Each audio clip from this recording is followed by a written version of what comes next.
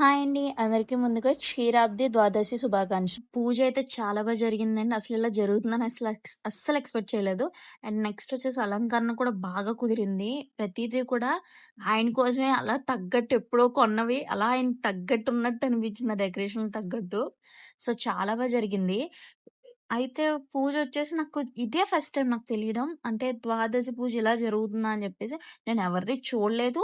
నేనెక్కడ కూడా పూజలోకెళ్ళి కూర్చోలేదు. ఇదే ఫస్ట్ టైమ్ నేను ఈ ఈ పూజలో అయితే కూర్చోవడం. ద్వాదశి పూజ, తులసి పూజ ఎప్పుడైతే కూర్చోలేదు. సో, మా మమ్మీ కూడా నాకు తెలిసినంత వరకు ఏమో మేము చిన్నప్పుడున్నప్పుడు చేసేవారేమో గానీ, మాక్సిమం నా ఊహొచ్చేటప్పటికి మాత్రం చేయలేదు. అంటే మా మమ్మీకి ఒక సెంటిమెంట్ ఏంటి అంటే తులసమ్మ మాకు ఆనవాయి అని జెప్పేసి. మాకు తెలిసినంటి మొక్క తేయడం, ఆవిడే మొక్క వేయడం, ఇంక అలా మమ్మీకి కూడా కలిసి రావడం ఇయన్నీ బావుండడం వల్ల మేము కూడా ఇంక పూజ స్టార్ట్ చేయడం మొదలెట్టాము. సో, ఇదే ఫస్ట్ టైమ్ నాకు తెలిసినంత వరకు ద్వాదశి పూజ చేసుకోవడం. చాలా జరిగింది పూజ మాత్రం. ఎక్సలెంట్‌గా జరిగింది. హ్మ్.